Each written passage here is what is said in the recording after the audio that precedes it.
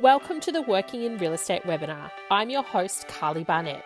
Join me as we dive into the dynamic realm of talent acquisition and uncover insights that will reshape your approach to both working in real estate and recruiting to build your business. Get ready to be informed, inspired, and empowered.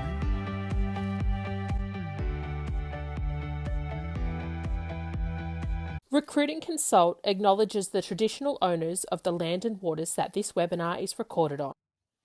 Hi and welcome to the Working in Real Estate webinar. Today I'm joined by Ben Cohen from Goldman Brothers, and we're going to talk about buyer's agency and how you get into that space, what you do every day as a buyer's agent, and also talk through some common, misconceptions of the industry and the role and how it all comes about. So welcome, Ben. Yeah, Carly, thank you so much for having me on the show, and really excited to be here to, discuss a bit about my career in the industry and look forward to getting stuck into it. Absolutely. So you started in real estate in 2016. So got quite a bit of experience behind you, but still, I guess, somewhat new as well. Totally. Yeah, I started my career in the beginning of 2016. I just finished high school at the time, and I didn't really know what I wanted to do, but I knew that I had a passion for property. I knew I had a passion for sales, and so just tried to, merge the two together. And I started working for Ray White Double Bay in the eastern suburbs, and then I sort of found my feet through a few agencies and landed with Mark and Barry Goldman, who were at the time the principals of Rain and Horn, Double Bay, and Bondi Beach. And as a team, we then moved into Sotheby's International Realty at the end of 2016, which is how I then got into the brand, and I stayed there for almost 7 years, which was fantastic. Yeah. And in that, I guess, early days of working in real estate, what did your role look like? What were you doing? What was each day like for you? So I was a junior sales associate working for the principals at the time. So I had a very, very clear role in the sense that I was a lead generator. So I was trained how to build market knowledge very quickly, which is a skill that I take with me even today, 8-9 years into the industry. But really my job was to go door knocking, letterbox dropping, cold calling. At the time I was still cold calling landlines, believe it or not, and people were still picking up the phone. But it was great. It really was, at the time, I think it was almost like a bit of a hustle culture in the sense, who could get into work the earliest. And I had 2 other associates with me working at the time. We were almost like an associate team, which was great. We had a lot of competition between each other.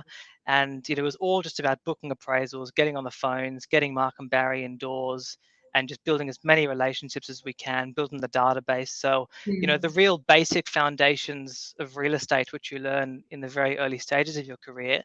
But I think those, real estate fundamentals are just as important, for someone who's been in the industry for 20, 30 years. Those skills that you acquire at the beginning of the process, you really take with you forever. Yeah, because you never stop speaking on the phone, you never stop seeking out business, you never stop building relationships. So, it's so important. Was there ever a time doing that where it felt a bit monotonous, and did you question, oh, is this for me? Like, I'm not always at the nice houses, I'm not always in the nice car. Like, what's going on here? Totally. I think that, real estate, particularly in that early stages, is a real test of one's resilience and drive and consistency, because it's not great work, let's be honest. I think very few people in reality really enjoy picking up the phone, cold calling, getting screamed at, getting hung up on. It's not the most fantastic style of work, but it really builds thick skin. And I think it builds a level of resilience in the layers that are required to then become successful in the industry. I probably lost count of the amount of times I thought, what on earth am I doing here? But I think, I've always had a mindset when it comes to business and life of short-term loss for long-term gain. And we'll probably talk about that a lot throughout our time today. But, it was something that you really realize you do the hard yards now and you get rewarded for it later. And that, I think that's very much real estate. Like, it is a long game. You're not going to see a whole lot of reward coming off those calls or those door knocks or those letterbox drops straight up. It takes time. But once that momentum builds, like long term, you can have some great success. And I think that's 100%. why a lot of people stick with the industry and have quite lengthy and very successful sales careers. Totally. It's funny. I remember on my first day in real estate, as I mentioned, I started at Ray White Double Bay, Yeah. and Gavin Rubinstein was there at the time. He probably won't even remember this, but he came up to me and he said, "Just letting you know, don't expect to make any money in your first 3 to 5 years." And it's just interesting that that comment really stuck with me, because I think it Yeah. just set the tone of, Mm. well, I suppose it just managed my expectations Mm. of, what to expect in the first 3 to 5 years, and that it's not a, I think a lot of people come into the industry thinking that it's just going to be, you're going to become an overnight success with, Mm. little input. And I think you realize very quickly that that is not the case. Exactly right. And look, we have a lot of candidates that we meet day in, day out that are starting their real estate career, or we meet them a few months in, and sometimes they are highly frustrated and disgruntled because they're not making a huge amount of money, or they're Yep, not driving a nice car yet, or they're not going to really luxurious properties yet. They seem to think that that stuff starts straight away, and it doesn't. totally. Like, expectations sometimes are set so high from what people see on, I guess, social media now, and Yep, television, and yep, who's floating around the neighborhood, the local agent, but they don't quite realize all that goes on behind the scenes, the non-glamorous side, but the real totally. side to real estate. Yep, exactly right. Couldn't agree more. And it's part Yeah. of the process. Yes, absolutely. Exactly right. Part of the process. And you will continue to make that part of the process. So I want to talk to you about your time with Sotheby's, Ben, because you had quite an Yes, interesting experience with some of the different properties and clients that you got exposed to that are a little bit outside definitely. the norm. Tell me Totally. about that time in your career. I think my time at Sotheby's actually set the tone and created the business I have today, which sounds a Yeah. bit far-fetched, but I almost think that I really believe that life is a bit of a journey, and Mm, everywhere where you are in your life is exactly where you're supposed to be. And it's fantastic. It was just incredible to see what transpired with my time at Sotheby's. I sold properties that I thought I would never sell. Just to give you a bit of background, when I first started with Sotheby's, I was still working as an associate for Mark and Barry mm, Goldman, and my role was very much the same. I was still in lead generation. They had a very successful business in the eastern suburbs, so I was very much, assisting them in what they were doing. And at the time, actually, I was studying a business degree at UTS. And when I mm, finished my degree, I took 6 months off to travel in the middle. So I mm, left Mark and Barry, and I wanted to work for a Sotheby's company internationally. So I was traveling in Ireland for a brief period of time. I spent about a couple of weeks to a month working for the Sotheby's Group in Ireland, which was unbelievable. I mean, we're talking about castles that you wow. see in like fairy tales, 100-year-old castles that, you know, Winston Churchill had lived in. We were selling for the family members of Guinness, the beer, which was fantastic. Wow. And it just opened my eye to a completely different caliber of product to what Mm, I was used to selling. We were selling lots of apartments and a few phenomenal houses, but mm, nothing at the scale of this. And so when I came back from my time overseas, I just didn't feel as inspired mm. as I was before with the products that I was selling. And I decided that Yeah. I wanted to try and find a new location, use my skills I'd acquired in my business degree to open up a franchise for Sotheby's that was outside of the eastern suburbs, but one where I could try and source a caliber of product that was somewhat in line with what I was selling overseas. Yeah. And so, interestingly, before I left to go overseas, Mark had a listing in East Kalara, and I helped him on that listing for some time. And one day we drove down Springdale Road, which was on the way to the property and probably one of the most expensive and extraordinary streets on the Upper North Shore. And we Mm, both just went like, "Wow, this is unbelievable. This is the caliber of product that I'm looking for." mm. So at the time, it was 2019. I was 3 years into the industry, and I said, you know what? I'm going to take the basic skills and the fundamentals that I've learned over the last 3 years in the eastern Mm. suburbs, and I'm going to, you know, take 5 steps back to go 10 steps forwards, short-term loss for long-term gain. I'm going to Yeah. go into a new area where I have absolutely zero relationships, zero market knowledge, zero track record, but I'm so passionate about this type of product, and so I think I can make it happen. And I really believed in the Sotheby's brand, and I believed that the caliber Yeah. of the brand was well aligned to the caliber of clientele that we were working with on the Upper North Shore. A lot of Mm. lawyers, doctors, high net worth individuals that really valued brand as a Mm. factor in the decision-making process. And so that was a really fantastic operation, but it took us a long time to get going. It took us about Mm. 15 months just to get our first listing. And again, in Wow. that 15-month period, it was just repeating the basics, letterbox dropping, door Yeah. knocking. Fortunately, because we had the listing in East Kalara, we had one open for inspection book with, about 100 buyers. Yeah. So, and this is interesting because this ties back to what I'm doing now. But the first thing I did was I was just a buyer's agent. Yeah. I phoned 100 buyers and I said, what are you looking for? I'm new to the Mm. area. I'm going to help you find something. I got an Mm. understanding of what they were looking for, and then I just hit the doors. I was door knocking, letterbox dropping, trying to source properties that could suit these buyers so I could at least Yeah. develop some sort of track record. Yeah. And, 15 months later, we finally got a listing opportunity at 28 Power Street in Kalara, Yeah. and we sold that in March 2020 for 8.1, and it still Wow. holds the street record today, actually. Worth the So that's wait. worth the wait, worth the wait. So, and that really launched us into the prestige market here because it was a very strong sale at the time. Mm. It was a new brand, you know, Mm. particularly, I mean, Sotheby's was operating historically up to about 2017 in the Pimble Gordon area, but it hadn't really um, gained a lot of momentum in that Kalara belt. And we felt that Kalara was a suburb that, had a very Mm. high turnover of prestige stock, but it was also a suburb that didn't at the time have a dominant player in the prestige Mm. market. So the market share is relatively equal, which Yeah. we saw as an opportunity to then move into that space. So we sold some amazing properties. I mean, I sold a castle in Gordon, which was good. Wow. That would have been like a dream come true after the visit to Yeah, Ireland. totally, totally, totally. Very much in line. Yeah. So really, like you have to have some serious passion and commitment to go and start stone cold again. 15 months of grinding, calling, door knocking, letterbox dropping to finally get something. But having that one leverage point obviously made that easier. It was still a grind for 15 months, but just Totally. having something to leverage off. And I think when people start in real estate, working under an experienced agent or joining a brand that's got some traction and leveraging off that and attaching yourself to it to build out your career is the Mm, best way to approach it. totally. 100% agree. And we were fortunate that the Sotheby's brand held such um, stature in the Mm. marketplace. If we didn't have the Sotheby's, because we would sit down with a client and they would say, "What have you sold in the area?" And we'd say nothing, and they'd say, "Who do you know in the area?" And we'd say no one. And that's not very convincing when you're trying to Yeah, get a listing.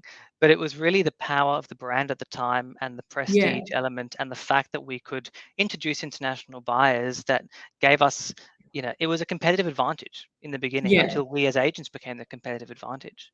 yeah, So aligning absolutely. yourself with a brand that I think has a good reputation in the marketplace, but is also aligned with where you want to be as an agent is very Mm. important. So in that time, how did you go about building your market knowledge? What were you doing over that 15 months to become that true Upper North Shore prestige area expert? It's really just about being aware of everything that's happening around you. Mm. Obviously as sales agents, you don't necessarily go and attend other sales agents open for inspection. So it wasn't that we were Mm. seeing the property, but I mean, for example, for the first 15 months and even probably into the first 2 years of my time, even when I started to generate a lot of traction, I did all of my own letterbox drops. And Wow. the Yeah. reason why was because I wanted to go and see all the properties that were in my marketplace. I wanted to Yeah. walk down the road and I wanted to meet as many neighbors as possible. But just spending days and weeks on end just walking the streets is one of the most phenomenal ways to build market knowledge. And Yeah, even, absolutely. like I would talk to people today and they'll tell me an address over the phone, oh, this property's coming up, and I can tell them exactly what it looks like from the facade, like Yeah. identical to what it is. I know every single house in the area because I've spent so long studying it. Yeah. I also have market monitors. It was the first task I ever did in real estate. I created a market monitor. I Yeah. still have a market monitor today where we track every house that comes on the market, that sells, that gets withdrawn from the market in our core area. And when we sit with clients today, we show them this database over the last 9 years in this area, over the last 5 years of properties that have traded, and it's a gold mine. And Yeah. that really helps to build market knowledge as well. Oh, absolutely. Because when you sell something like a castle or quite a unique home or a record price, you have to have the market knowledge to know why it attracted that buyer, how to price it, who the buyer is going to be, all that strategy that goes behind that campaign. So knowing your market inside out is so important. And I guess, yeah, Totally. pounding the pavement, seeing every house from the street, meeting people out the front, getting to know all the local dogs and all that Totally. sort of stuff, Exactly I'm right. sure. Doing Exactly right. letterbox drops. Yeah, Totally. it's so important. And in the prestige market, every house is its own market. What I Yeah. mean by that is that it's very difficult to say, that sold for X and this sold for Y, and so your house is worth Mm, Z. Because I've had situations in the past where I've had a buyer that's seen value at a price $1 million from the buyer from the next buyer. mm, So it's in that scenario, it's very difficult to give an accurate price to a vendor, yeah, because at that sort of price level in that prestige market, it's very emotional.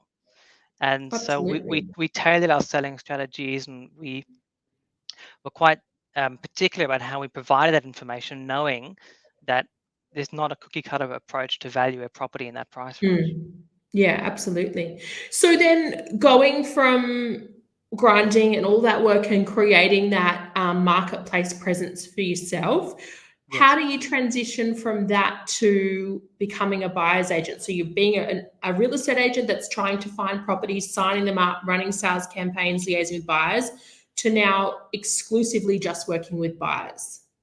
So in 2021, I was still working with Mark and Barry. Mm, And so even when I was working for Sotheby's on the North Shore, I was still working in Mark and Barry's team. So they had mm, their business in the eastern suburbs.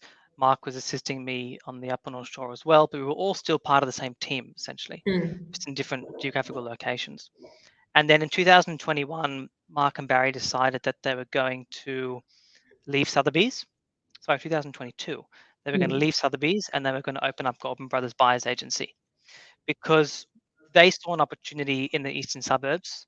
mm, uh, The number of buyers that were using buyers agents was consistently increasing. I mean, today I mm, would say 7 out of 10 buyers in the marketplace will use a buyer's agent. And if they're not using a buyer's agent, then they're genuinely at a disadvantage in the marketplace, mm, the eastern suburbs. And mm. so they decided to leave Sotheby's, and I had the option to go with them at the time.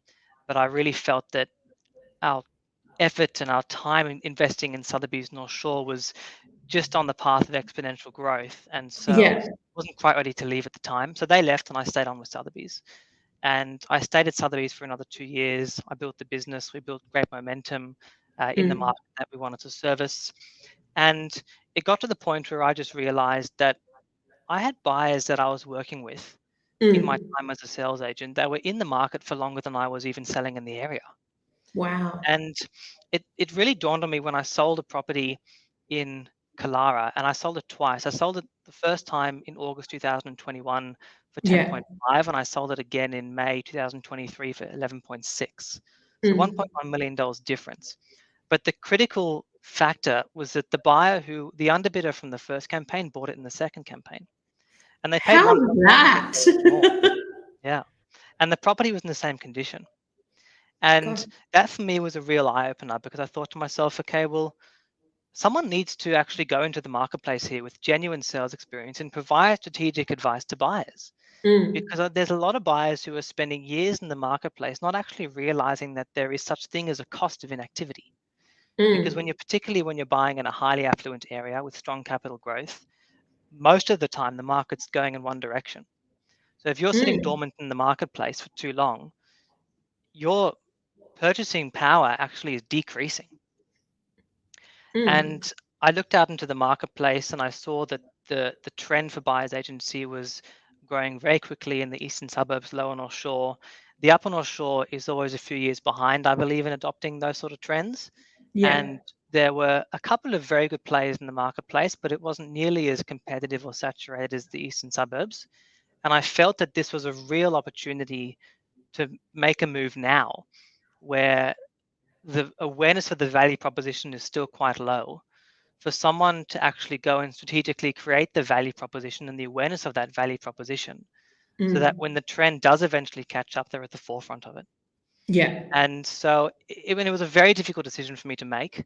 It was a very stressful time in my career and in my life, because Yeah. I was abandoning such certainty, in the sense that I knew Yeah. that if I stayed in sales for the next 5 years, I'll make X amount of money every single year. I'll be very successful. Yeah. I'll be very, very, very easy, essentially.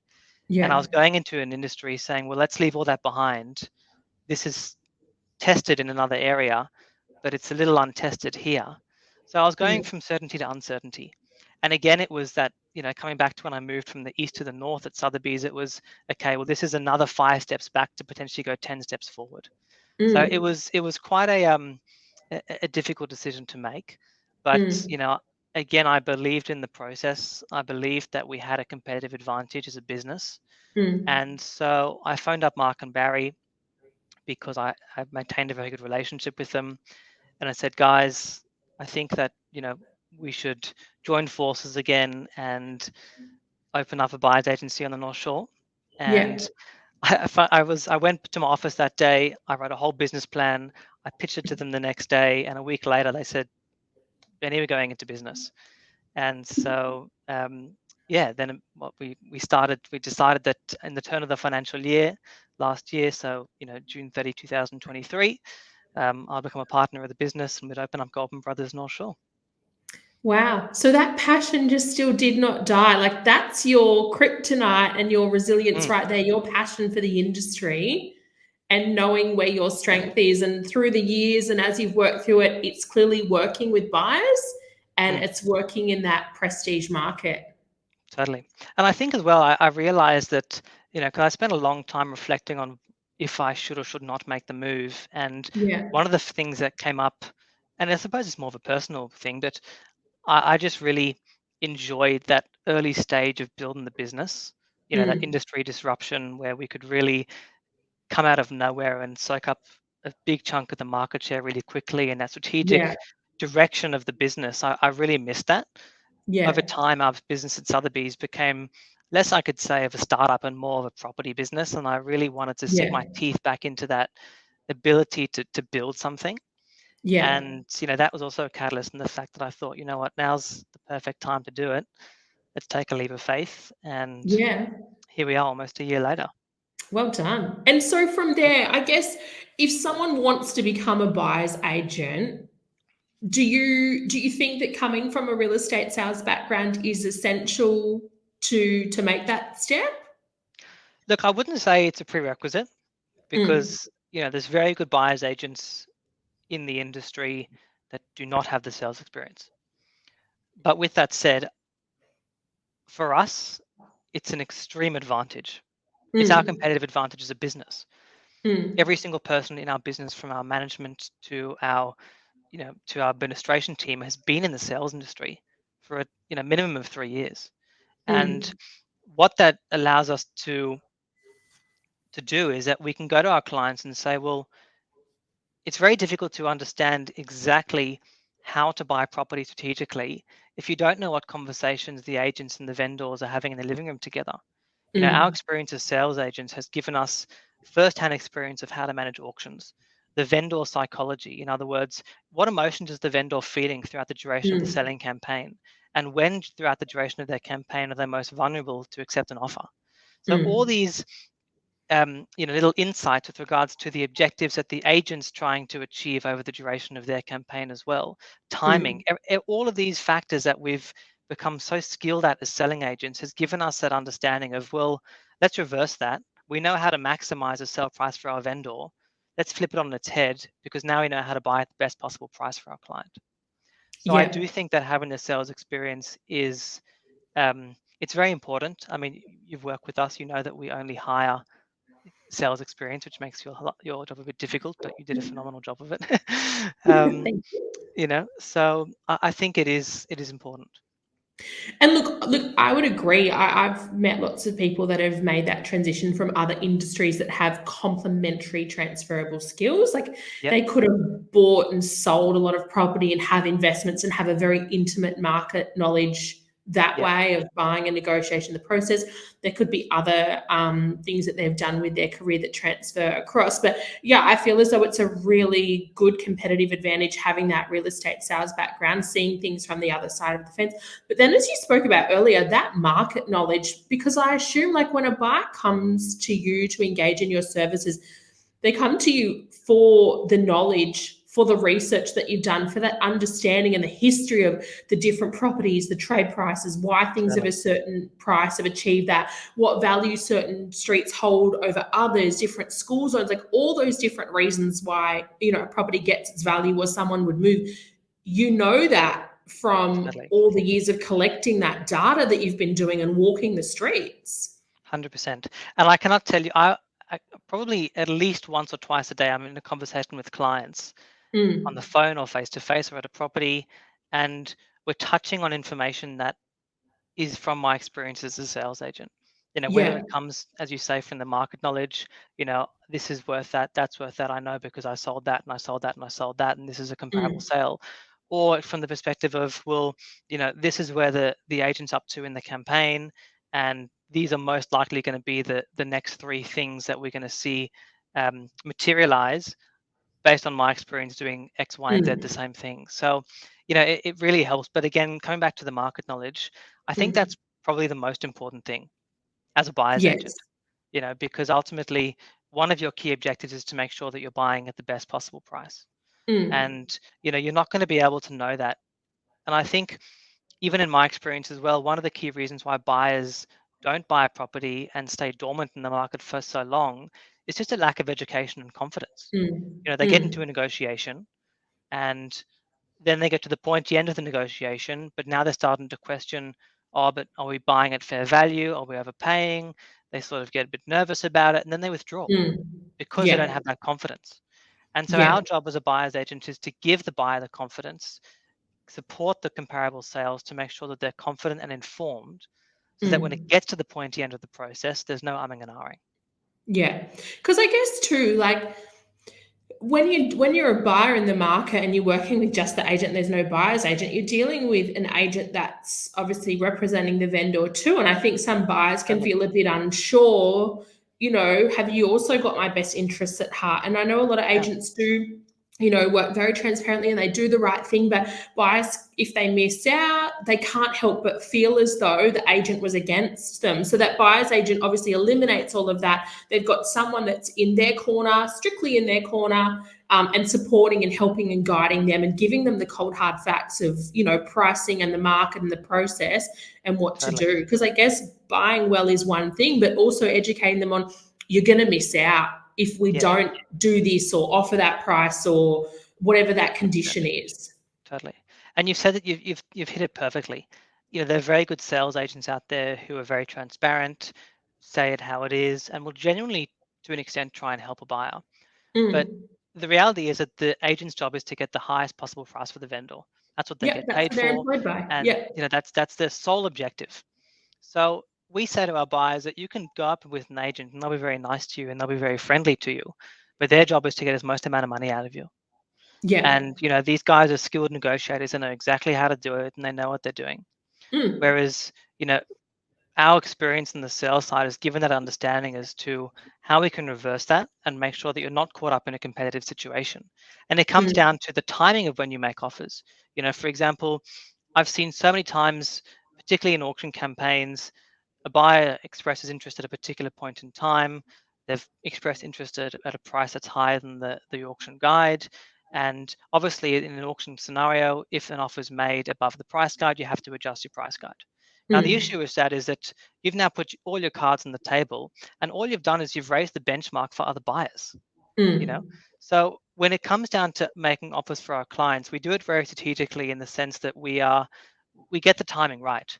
We're only Mm. making a move at the point in time that we know that the vendor is willing and able to accept the offer, as Mm. opposed to raising the benchmark for other buyers, because then you're just helping everybody else and Yes. not yourself, essentially.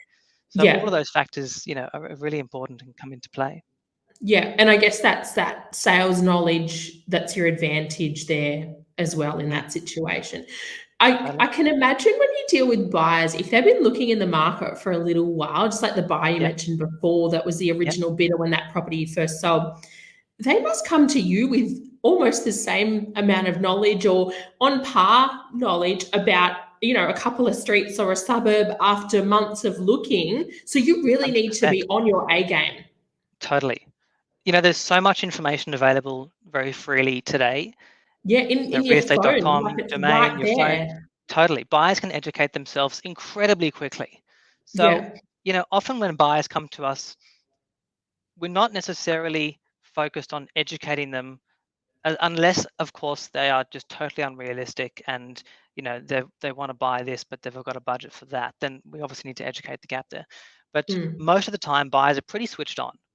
So in that scenario, really it's about making sure that we're getting the buyers through as many properties as we can, maximizing access, which is done mm, through the relationships. But also, a buyer can have very good understanding of what a property is worth, but no understanding as to how to buy it at that price. mm. Understanding the value and understanding how to buy at value are very different things. Absolutely. So, that's where Absolutely. we really come in. Yeah. So what's next for you, for your team, for your growth on the North Shore? Where's Buyers Agency and Ben going moving forward? Well, we've just opened up a new office in Linfield about a month ago, Congratulations. thank you, very exciting. It's our second office, so now we have an office in Double Bay, an office in the Upper North Shore. So, and it's really interesting to see now that we are launched in both pockets, the cross Mm, pollination between the areas. A lot of yeah. buyers moving from the Upper North Shore going down to the eastern suburbs and vice versa, and Mm, being able to successfully cater for that is really fantastic. yeah. You see a lot of buyers agents working in all different pockets, which is great. But I also think that you need to be an active player in your marketplace for Mm, agents to have the confidence to work with you. mm, And you need to be the way to be an active player in your marketplace is to have a pretty tight geographical focus. That's always been one of my core lessons to my staff, and mm, what I tell people who are coming into the industry: have a focus point. When you're yeah. selling, for example, you need a focus point because vendors need to see you as a absolute leader in their marketplace to have the confidence to give you their listing. And as a buyer's agents need to see you as an absolute leader in their marketplace to have the Mm, confidence to give you their buyers and their off-market opportunities. yeah. So us being able to really have the focus point in the east and the focus point in the north has really helped us. We are not looking to become, a national agency and work in different states, but we want to Yeah. operate in, you know, Sydney's most desirable areas. So we've got some plans for Yeah. some further offices to open in the future. But at Yeah. the moment, it's really about immersing ourselves as a leader in this market, both in the Upper North Shore and really connecting the two offices together. Yeah. Which is exciting. We look forward to seeing that further growth as well, Ben. Thank you, thank you. No doubt you will. Absolutely. So I guess if we're giving some advice now from our conversation today to someone that Yes, might be wanting to transition from another side of real estate to becoming a buyer's agent or looking to start their career in real estate or as a buyer's agent, I think the most important thing that I've picked up from you is that being prepared to be on the phones, walk the streets, do letterbox drops, do door knocks, and be prepared that you might not earn the money straight away, but that work will pay off. So that's really important. You just got to do that work nonstop, be consistent, stay focused.